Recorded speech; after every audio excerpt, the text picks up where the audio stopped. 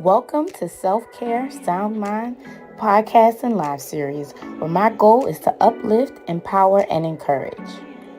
Tonight is a special episode, Ask Kiara, where we're going to go over all the questions that I get asked all the time about therapy.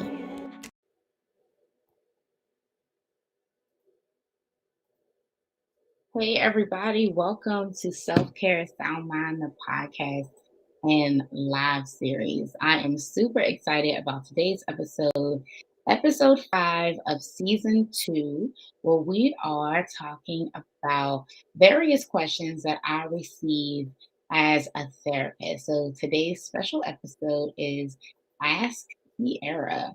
And so I just want to make sure that we are live, which I see that we are. I am so excited about today's episode. I got a lot of questions, a lot of comments, and things that people want to know about therapy. So I am so excited to dive in and discuss some of these questions today. So, again, welcome to Self Care, Sound Mind, the podcast and live series, where my goal is to uplift, empower, and encourage. Where each season I come on and give 6 episodes about various topics that relate to mental health and self care. For those of you who don't know me, I am Kiara Moore, licensed mental health therapist in the states of Delaware and Pennsylvania. I have 2 practices, Kiara Moore Therapeutic Services, as well as Embracing Oak Therapy, and both practices are now accepting new clients.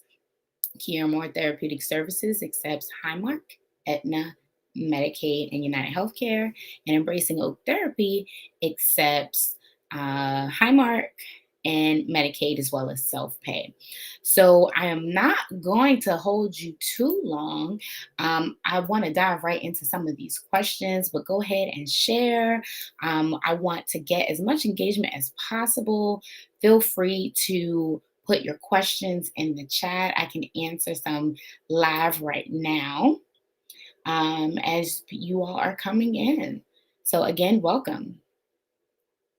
So, I want to start off with one of the questions that I get a lot, which is about coming to therapy, right? Just getting there. Like, what so the question is usually, is blank feeling their concern a reason to go to therapy? And my answer rather, is always yes. Anytime you have something that is going on, whether it's a change, whether it's a life transition, whether it's feeling confused and just needing some guidance, just needing someone to talk to or process your feelings, go to therapy. Relationship changes, positive or negative, ending relationships, um, grief, right? Challenges maybe with your children or noticing maybe changes with them. All of those are reasons to go to therapy. You don't have to feel like you are, like something is necessarily wrong. We have to get out of that mindset that something has to be wrong with you in order for you to go to therapy. Therapy is a time where you should, and this is another question I'm kind of just merging together, which is what should I expect, right? So what should you expect when you go to therapy? You're going to feel validated. You're going to feel heard, right? You are going to feel understood. However, do not be mistaken. We are not just going to coddle you and hold your hand. We will validate you, but we will also challenge you, and we will also help you to see a different perspective from your own. While your truth may be your truth, it may not be the only truth in the situation. So that is my answer to the question, is blank a reason to go to therapy? It's always yes, right? And what should you expect when you go to therapy? Again, you are going to be heard, you are going to be understood, you are going to be validated, but you are also going to be challenged, and you are going to get a new perspective. Okay. So that is one of the most popular questions that I always get. Another question that I get sometimes is about healing in that process. One person asked me in particular, like, what does it mean to heal? And is that a real thing? And I absolutely love that question because it is an absolutely real thing. Healing is an absolutely real thing. But here's what I love about healing: it looks different for everybody because everybody's need is different. What you're coming to therapy for is different. And so what I might be working with one client on, whether it's, healing in their depression or negative thinking, for you, it might be healing through your process of grief, right? And healing also does not have a final destination all the time. Right. So healing is kind of like success, where everyone defines it in their own way, right? Everyone defines it to what you are seeking, what your goal is, your end goal is very similar with healing. You will get the healing you need when you know what you need, when we can set goals to get to that destination, and then you do the work. So healing is absolutely possible, but we have to define what healing looks like for you. Okay, so that is one of the things that I love about healing is we all have our individual journey on what that means, and it might look different for different situations, right? Life comes at us, and it comes at us fast, and we might be dealing with multiple issues at the same time, or we may have one that is very big that has, because we haven't worked towards it, because we haven't healed from it, it's carrying we're carrying it through our lives in various situations. We're just dragging that baggage with us. But what healing allows us to do is unpack all of that baggage, sort it out, and figure out what you need to learn from it, what you need to disregard, what was never even yours to begin with. Okay. I can go on all day about that. But that is what we mean by healing. And yes, it is possible. And it is an individual journey that you define based on your individual goal. If you are on the live, feel free to put a question in the chat. Today's episode is Ask Kiara, where I'm answering questions as it pertains to therapy, questions that I get asked a lot from friends and family in my profession. Okay. So I'm just going through some of the questions so far. We've gone over what is what are various reasons to go to therapy, and what should I expect, and what is healing is, and is it possible? So if you missed those questions, feel free to listen to the replay later. So another question that I get a lot is about children. And for those who know me, know that I do a lot of work with children. Slowly getting out of it. I'm preferring more adults nowadays, but working with children and how to get your child to trust you and to open up to you. And that is a loaded question, okay? It is your child, in order to get them to open up to you or open up to um someone that you want them to talk to or trust is a very big thing for children, right? And children can see through you. Okay, they can tell when your interest is not genuine. They can tell when you have ulterior motives. They are really good sometimes when it comes to seeking when people are trying to get close to them, especially children who have been hurt. They're able to pick you out. So when you go to your child, or you're trying to understand them, or you're trying to talk to them and open up to them, number one, you got to be genuine. Okay. You can't have an ulterior motive. They have to know that when they open up to you and tell you the truth, that you're not going to punish them for their experience, because they were already going through enough. They don't need you to punish them for what they are experiencing or feeling in the moment. Okay. So go with them with honesty, be genuine, and be open about your motives. Okay. So that's number one. Also, when you are going to your child, they have to know that they can trust you, right? And with therapists, confidentiality is a huge thing. So, no, parents, We're not going to tell you everything. And if your child is working with someone who tells you everything, your child is not going to continue to open up to them because they don't want you knowing everything. Sorry, but we don't have to tell you. The confidentiality goes like this: unless that child is in danger of harming themselves or someone else, or someone is harming them, we do not have to share everything with you. Now, are there things that we can share in order for you to work on? Absolutely. But we have to establish that trust and that confidentiality so that the child feels free to open up. So, establishing that trust, making that relationship. My husband's uncle told me, or shared a phrase with me that has stuck with me for years. Rules without relationship equal rebellion. And so if you go in trying to lay down the law before you have established a relationship with your child where they are in their emotional state, you are not going to get a positive response, right?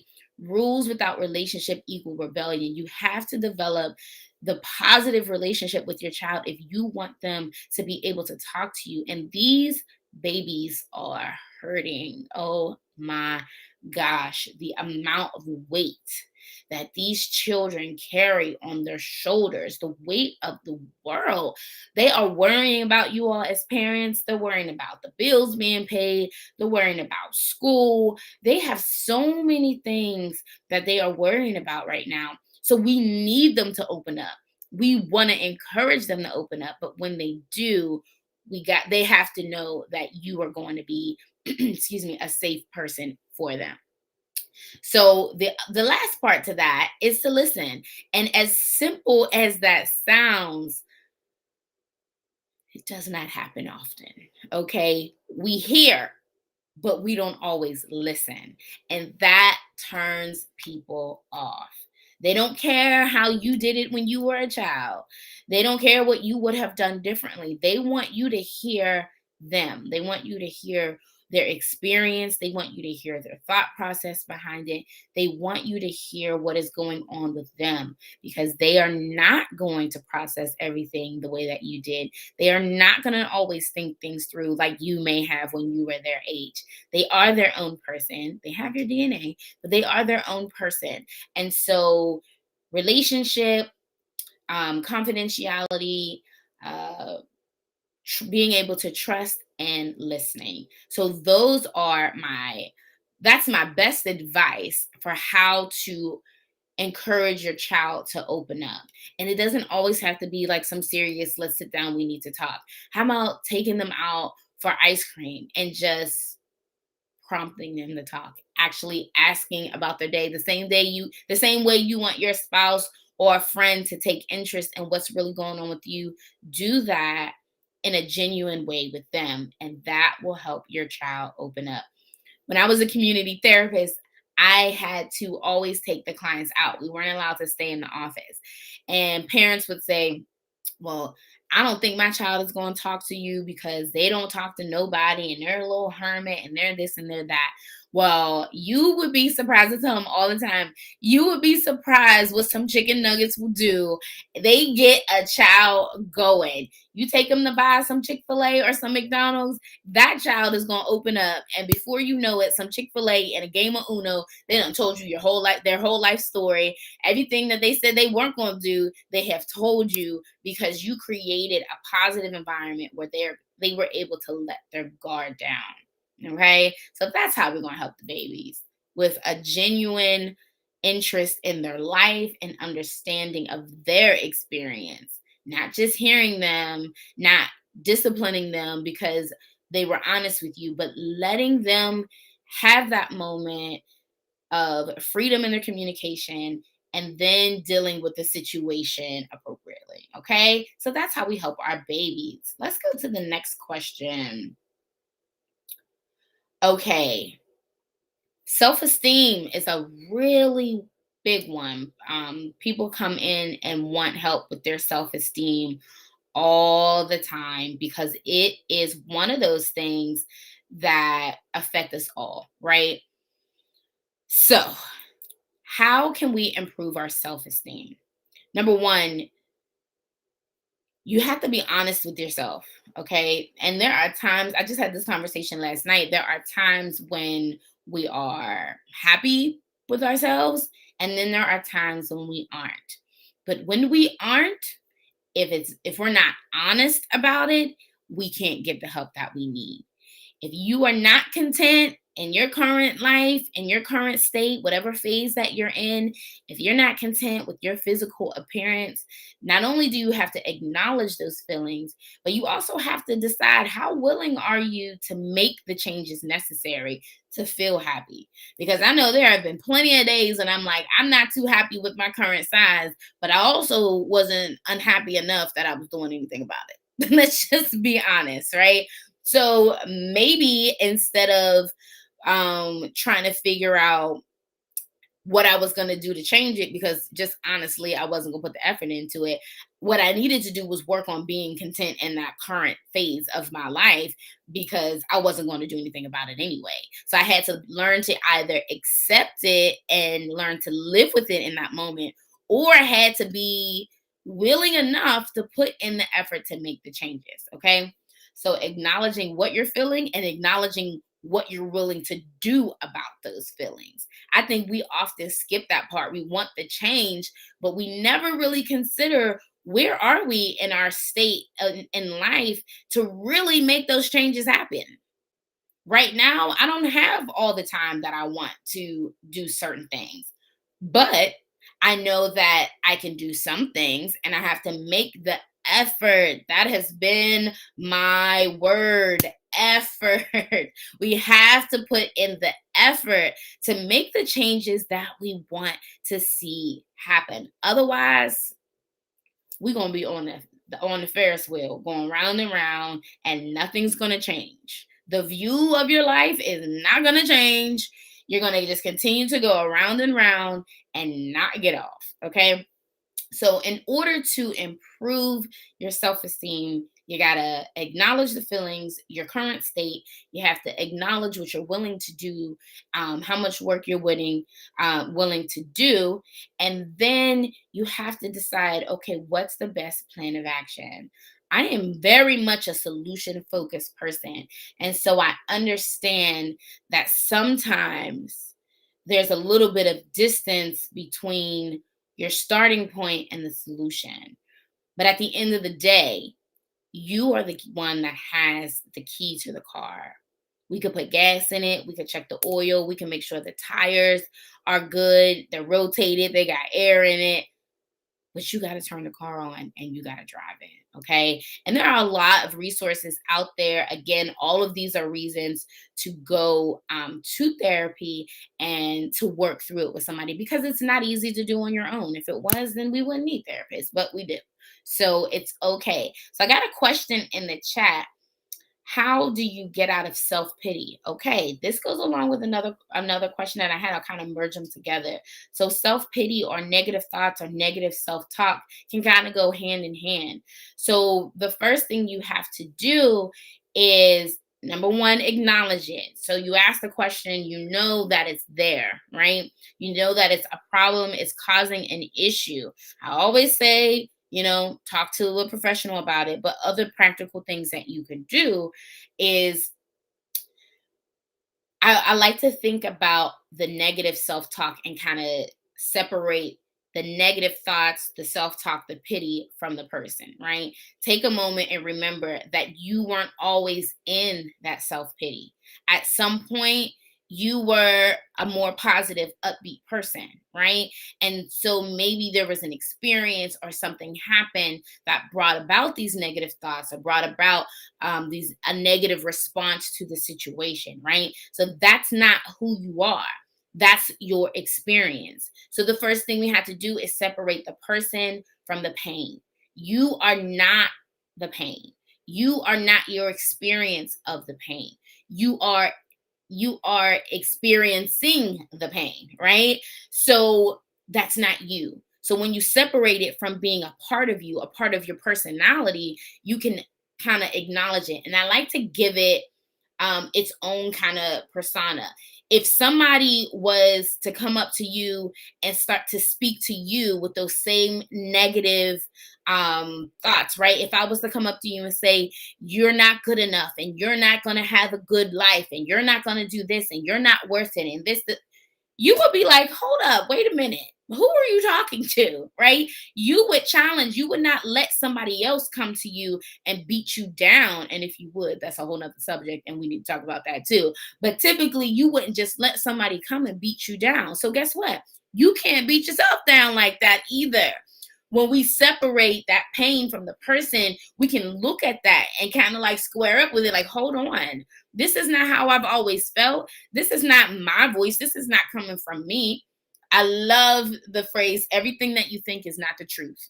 And every thought that you think is not your thought.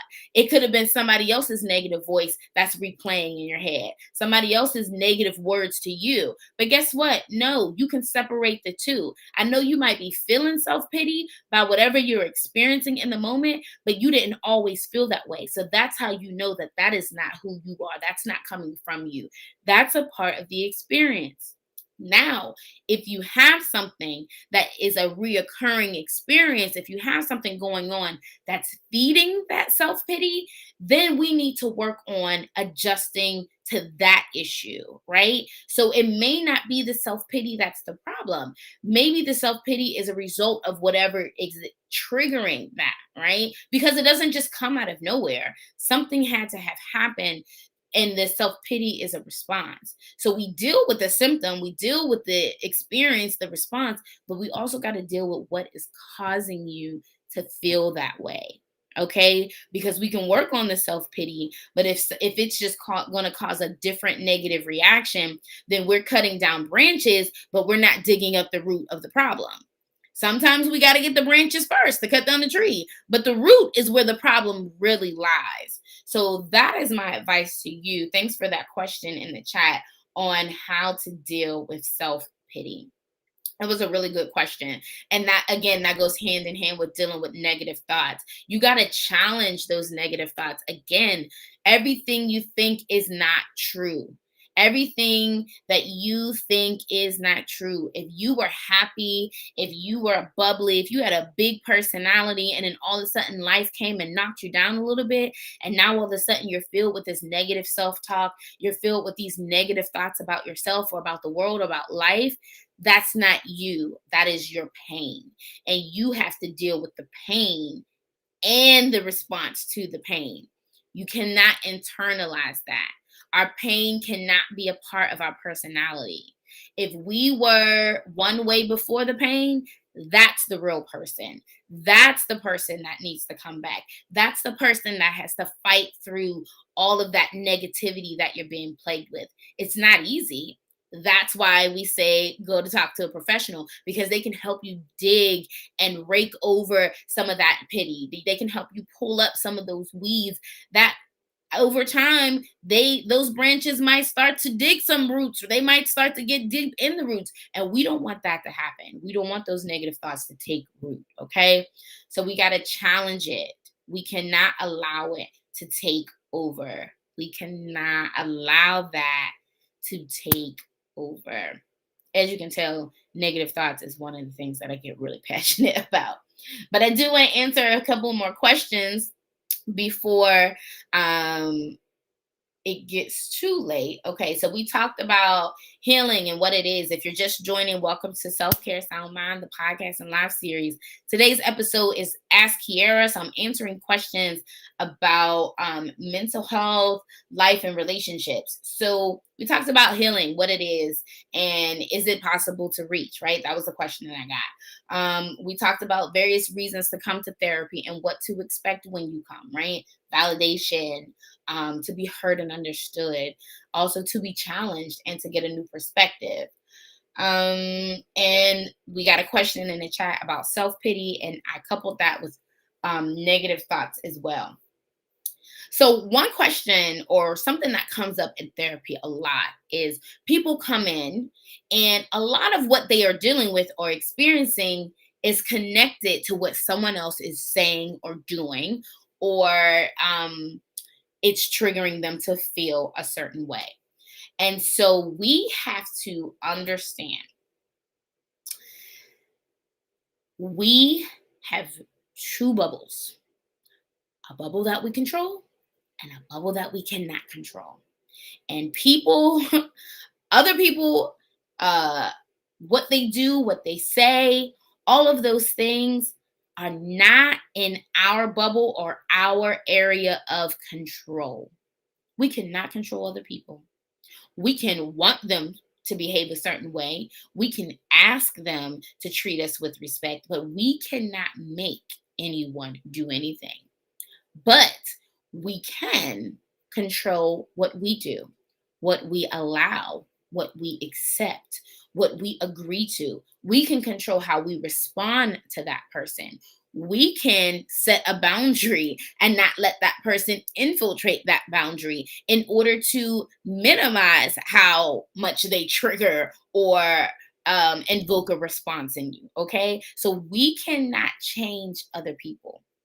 But when we realize that we're spending more time focusing on the things that we can't control, and we put that time, energy, and effort into the things in the areas of our life that we can control, like our thoughts and feelings, right? Like our behavior, our actions, not only how we treat ourselves, but how we allow other people to treat us, the boundaries, physical or emotional, that we put in place for people who have just had free reign to hurt us. Guess what?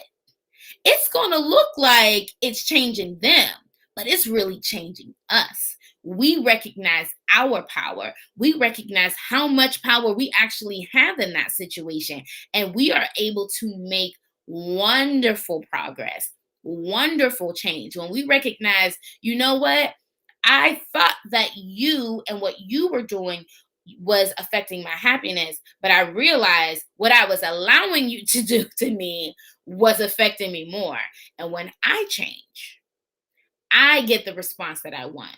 I get the progress that I need. I get that positive and effective change when I make those positive changes. Whether it's going to therapy and working out and understanding why you've allowed certain things to happen, or understanding, that you got to just let, your mom or your uh boss or whoever, you may have to let some of those situations um maybe go, maybe establish positive boundary, but guess what? You can't allow it to control you. You control you. You control how you respond. You control and you create the narrative of your life. Nobody else does. And if your inaction is causing you to be so unhappy, you have no one to blame but you. And I'm sorry to put it that way, but you got to take control of your life. We can't deal with everybody else in our bubble of things that we cannot control. And let me tell you, there is a freedom and letting go of the idea that you can change other people. But when you focus on you, okay, I told you what I need from you. I told you what can make our relationship better. I can't make you do it, but I can make sure I'm doing the things that I need to make myself happy. I'm doing the things that I need to do to be fulfilled in my life. That is what you should focus on. So, in short, we cannot control other people. We can't make them do anything. We can talk to them.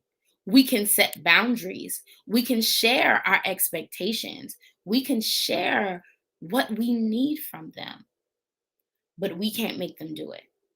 And you determine how the rest of that plays out. Okay. Again, I'm not telling you to leave your spouse. I'm not telling you to walk out on anybody, but I am telling you to consider, what have you done or not done that is causing you to be unhappy? Okay. What have you accepted that you shouldn't have accepted? And here's what happens. I'm going to be very honest. When you make the decision to not focus so much on what other people are doing, but what you are doing or what you are not doing, and you start to stand up for yourself, You start to make yourself happy, the people around you are going to take notice. And they may not like that positive, I'm advocating for myself new attitude. And part of that is because they're not used to it. And that doesn't necessarily mean that you have to be nasty or relationships have to end. But you do got to let them know I'm making some changes that are going to help me in the long run, and they can help us in the long run. And that is how you make positive and effective change, with or without them doing their part. Okay? So, can y'all tell I get excited about this stuff? Okay, we can't change people, but we can change ourselves. Okay? Let's see. I'm gonna do a quick time check. Again, for those of you who are joining, I am answering questions about life, about therapy, about relationships. If you have a question, go ahead and enter it into the chat. Um, Yes. Okay. So we got a comment that says sometimes other people and what they say echo in your thoughts. Absolutely. And that goes back to what I said before. Some of your thoughts are not even your thoughts. It might be somebody else's negativity that's replaying in your mind, but you have to recognize your voice and their voice, right? That's like, if you go to church, you say, recognize the voice of God when God is trying to tell you something. And sometimes it's like, Lord, is that you? I don't know if that's you. You have to recognize when it's you. And when it's your voice, the voice that hasn't been overtaken by pain, the voice that hasn't been corrupted by negative experiences and trauma, when it's your voice, your true voice, it's going to be something that feeds the soul, because at the end of the day you want to be happy, right? So if it's somebody's voice that's beating you down, if it's telling you that you are anything other than the child of God that you are, then that's not your voice, and you don't need to listen to that, and you don't need to internalize that. What you need to do is challenge that voice. Question, where is that coming from? Where are these negative thoughts coming from? Because that's not me, because I don't talk to myself that way. Okay? When I look at myself in the mirror, I'm not telling myself what I'm not. If those thoughts start to come, that's not me. Hold up. Somebody else's voices are coming. This insecurity is coming in from somewhere else. And if it is your voice, we need to work on that. And we need to change the narrative that's going on in your mind and replace those negative thoughts, challenge them, and replace them with positive thoughts. Replace them with affirmations, replace them with a voice that is going to lift you up. Because at the end of the day, these negative voices, whether yours or somebody else, they are not pushing you to a positive place. They're not pushing you towards progress. They're holding you back. They are stunting your growth. They're stopping you. So if you're experiencing this negative voice, we got to get that voice out of there. We got to replace it with a voice that's going to be more constructive. Doesn't mean having positive thoughts doesn't necessarily mean that it's feeding into things that are wrong. It's going to give you constructive criticism. It's going to show you, all right, now, Kiara, now you didn't do that too good. Now let's find a way that we can fix that. Let's find a way that we can fix our crown and walk in a positive light, right? When it is your voice and it's something that you need to change, it's constructive, it's uplifting, it's going to build you up, it's going to encourage you, okay, to do the things that you want to do, to reach and go after your goals. That negative voice, you ain't reaching no goal. You ain't going nowhere with that negative voice, okay? It's keeping you right in a place of stagnation, in a place of just lack of accountability. You're going to stay in a low place, because that's where that negativity, that fear, that depression, that anxiety, that's where all of that is going to keep you. We got to challenge that. When you have goals, when you have things that you want to do, you got to replace those thoughts. Because let's just be honest, having those negative thoughts, they're just gonna hold you back. They're just gonna hold you back. Thank you for that question. If you have any more questions or comments, go ahead and put them in the chat. Let's see what else I have from my list. Those were really good. Thank y'all. So that was on self-esteem. We talked about responding to other people, right? Staying in our control bubbles. Um, okay, I want to talk about life, and I'm gonna kind of hold on, wait. I think we got a new one. Oh, you're welcome. Let's talk about life and let's talk about grief. We can kind of couple those together.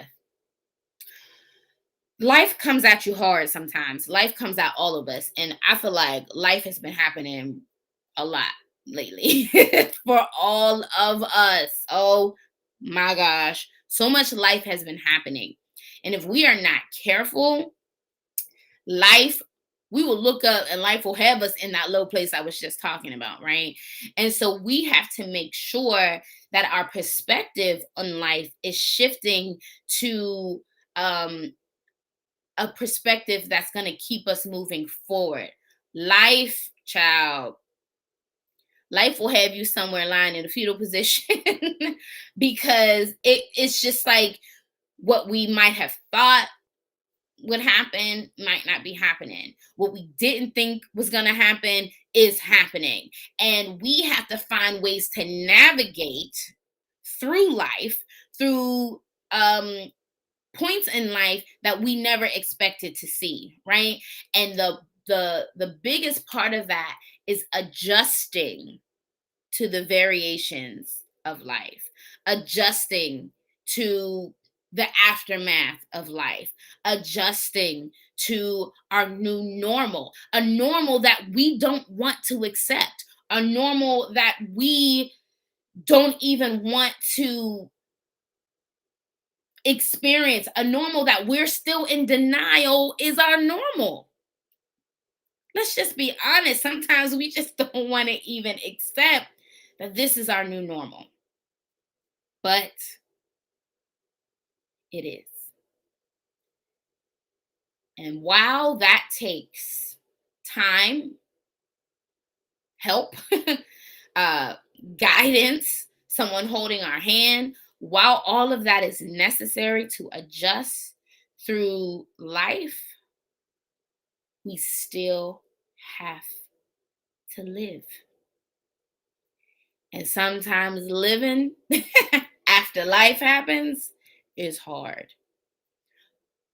A couple things that I can say about that is when you have a positive network, right? That's helpful. People that you can talk to, people that you can share with. But let me tell you why having a therapist is better than having a best friend. I won't say better. I'll say it's necessary, even when you have a best friend. It's because sometimes we need somebody who is not sharing in the pain. Sometimes we need somebody who's not connected to the pain. Because if I'm in pain and you're in pain, and we're both talking about our pain together, we may not be able to pull each other out of that moment. But when you have someone who is not going to judge your pain, who's not going to judge your feelings in the moment, who's not sharing in the pain, we're able to just get it out. I have clients who hold it in all week long. And when they come to see me, I say, just let it out. And sometimes I want to cry too, because I got my own life to let out. But I got to have my own person for that. But we have to make sure that we are not stuffing the pain, that we're not sweeping the pain under the rug, that we're not displacing that pain and pretending like, you know, everyone else is the problem, but it's really our feelings. We're not projecting it. You know, they got the problem, I don't. When really, you know, what's your problem. We can't stuff it. We can't pretend that it's not there. We have to deal or cope with the pain. Because if we don't really process through it, meaning get to the other side of it, we're going to just stew in it. And that's when those roots begin to take place. And we don't want bitterness. We don't want the grief. We don't want this pain that you're experiencing from life to take root, because what happens is when it takes root, you forget who you are outside of the pain. We cannot forget who we are. The pain is not a part of who we are, no matter how long you've been feeling it. The pain is what you experience. We got to disassociate you as the person from the pain, and we have to deal with it. Sometimes pain causes us to build walls, and those walls keep out the good and the bad. We can't do that. Even when we experience hurt, pain, or disappointment, instead of building a wall, we got to build a better filter where we let in the good, but not the bad.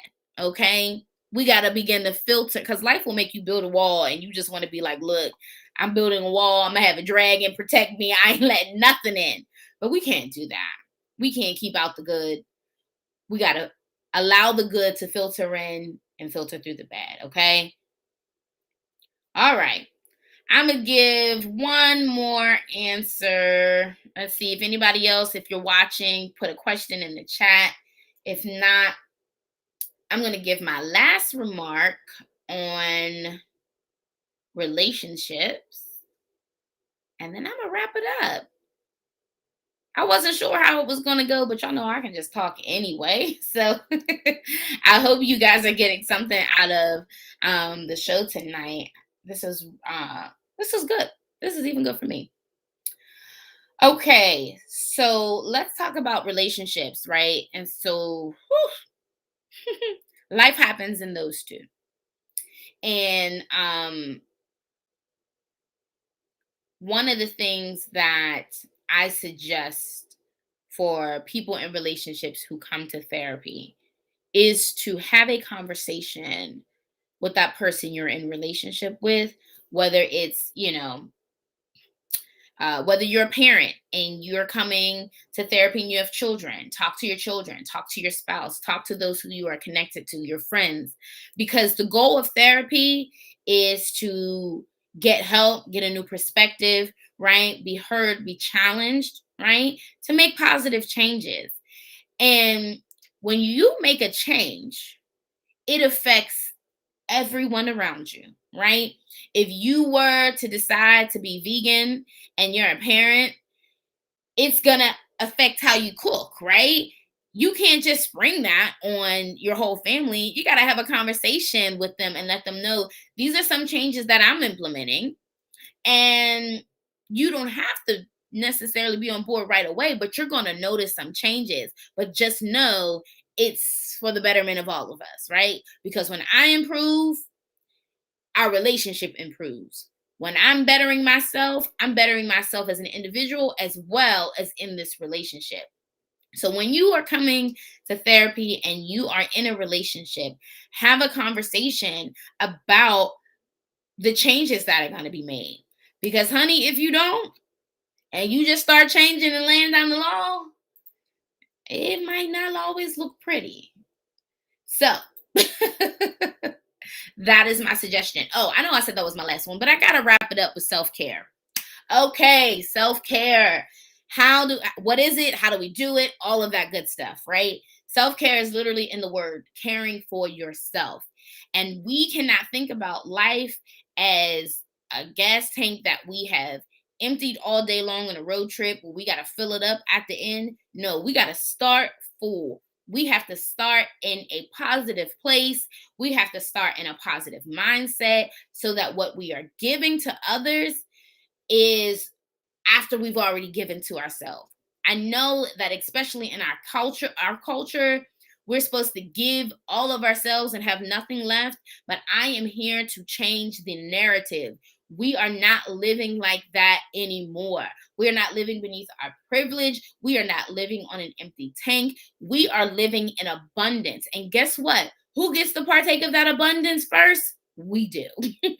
We have to love ourselves and do for ourselves as much as we do for other people. If we would jump at the hat to help somebody else, we need to also consider helping ourselves and what that means, right? And it's not always the luxurious part of it. And I know sometimes self care looks like it's a luxury, but really it is just thinking about what you feel in that moment. If someone asks you to do something and everything within you says, no, I don't want to do it, don't do it. If someone wants something from you and you know what's going to take away from something you wanted to do and you really wanted to do it, don't do it. That's caring, and that's not selfish. That's caring for yourself, because what happens when you're left with nothing, when you're left with resentment, when you're left with bitterness, that's not healthy to you. We have to take care of ourselves, because when we are at our best, we give our best, we produce our best, we are the best moms, we're the best spouses. But honey, when we broke down, busted, and disgusted, we got an attitude and everybody's miserable. And no one wins in that situation. Thank you so much for listening today. This was wonderful. I hope you enjoyed today's episode as much as I did. We have one more episode left of season 2, Self Care Sound Mind, the podcast and live series. And I cannot wait to wrap it up in 2 weeks in our next discussion. Thank you so much for listening, and be sure to listen for our upcoming announcements. Don't forget, Embracing Oak Therapy is always collecting funds for our free therapy campaign. Free therapy? Yes, to those who can't afford it. And we need your help to provide free therapy to those in need by going to embracingoak.com and donating to our free therapy campaign. I am putting it in the chat right now. Again, that is embracingoak.com. Free therapy campaign. Any amount is helpful and we appreciate it. We are accepting clients at Embracing Oak Therapy in the state of Delaware. And very soon, I hope to be accepting clients in the state of Pennsylvania. So Pennsylvania, look out for that. I will let you know when that is up and ready to go. Please, please, please, please, please tell somebody about the podcast tonight. Like it, share it. Let somebody know. And I will talk to you guys in 2 weeks for our last episode when we break for the holidays. And we will come back for season 3 better than ever. Have a great rest of your night.